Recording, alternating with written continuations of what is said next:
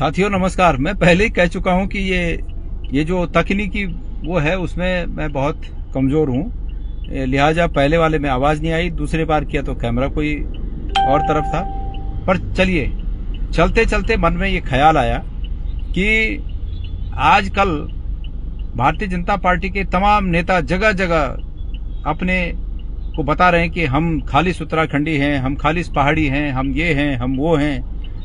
और मैं कई बार कहते रहता हूं कि बोए पेड़ बबूल का तो आम कहां से हुए। आज कुदरत ने ऐसा न्याय किया कि जो लोग दूसरों की जाति और बिरादरी पूछने में, दूसरों के जाति धर्म पूछने में पूरा राजनीतिक ताकत लगाए हुए रहते थे कि क्या जाति है, क्या धर्म है, वो आज बेचारे अपनी जाति और धर्म जगह जगह बताते फिर रहे हैं। ऐसा वक्त आया।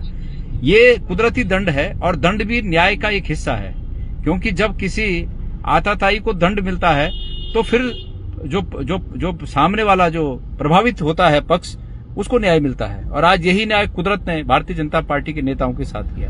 मैं देख रहा हूं सोशल मीडिया पे बाढ़ आई हुई है कि भारतीय जनता पार्टी के तमाम नेता कोई अपनी जाति बताते फिर रहे, कोई अपना पहाड़ी होना बताते फिर रहे हैं, कोई अपना अतीत बताते फिर रहे हैं। लेकिन ये सिर्फ और सिर्फ अपने उस कृत्य की जिसको कि पूरे उत्तराखंड के जनमानस ने पूरी तरह खारिज किया, उसको छुपाने का एक प्रयास भर है।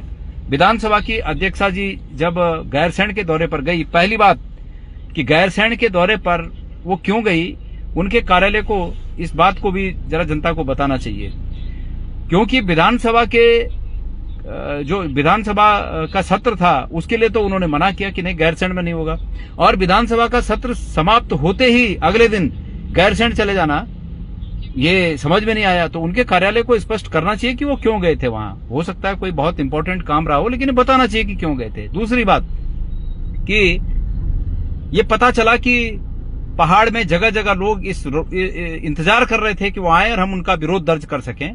गैरसैंण में बहुत मजबूती से उनका विरोध दर्ज किया गया और उसके बाद उन्हें ये बताना पड़ा कि मैं खालिस पहाड़ी हूं। पहली बात तो ठीक है कि उन्होंने ये सब बातें अपने बचाव में कही हैं, उन्हें अपना हक है बचाव करने का। लेकिन खालिस पहाड़ी होने के साथ साथ उन्होंने विधानसभा में जिस पहाड़ी को हड़काया और उसकी आवाज बंद की, उसके लिए क्या इस बात को कहने भर से उनका दोष मुक्त हो जाता है कि वो खालिस पहाड़ी हैं। दूसरा, उन्होंने कहा कि मैं फौजी पृष्ठभूमि से हूं, मेरे पिताजी फौजी हैं और लिहाजा मेरे अंदाज में, उनका कहने का तात्पर्य था कि मेरे अंदाज में डिसिप्लिन है। मैं उन्हें पूछना चाहता हूं कि एक फौजी पृष्ठभूमि होने के कारण आदरणीय भुवन चंद्र खंडूड़ी जी का सम्मान है, पूरा प्रदेश उनका सम्मान करता है, लेकिन उनकी इस फौजी पृष्ठभूमि को आपके इस कृत्य के सामने ढाल बनाकर आपका सामने आना बिल्कुल उचित नहीं है। आपने विधानसभा में जो कृत्य किया है, उस कृत्य के लिए लोग आपसे माफी की उम्मीद करते हैं कि आप स्पष्ट शब्दों में माफी मांगे, आपके मंत्री माफी मांगे, आपके मुख्यमंत्री माफी मांगे। ये उत्तराखंड का जनमानस आपसे उम्मीद करता है। आपने कहा कि मैं डिसिप्लिन पसंद हूं। मैं पूछना चाहता हूं आपसे कि आपका डिसिप्लिन उस दिन कहां गया था, उस समय कहां गया था जब आपने लखपत बुटोला जी को चुप कराने के साथ साथ पीठ पर आसीन होते हुए इस राजनीतिक वक्तव्य को दिया कि यहां पर मोदी जी के बातें करिए, मोदी जी की चर्चाएं करिए, मोदी जी के योजनाओं की बात करिए।